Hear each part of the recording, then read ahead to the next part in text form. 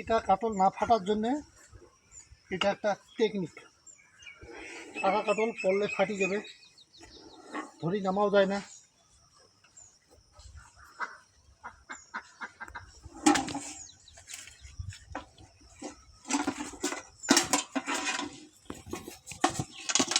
এইটা হচ্ছে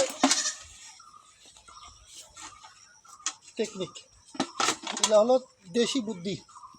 এই কাটলটা এই যে কাটা হল,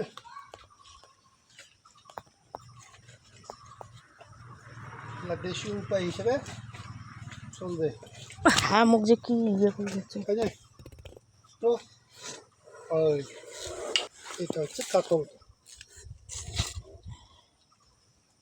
বুঝছো?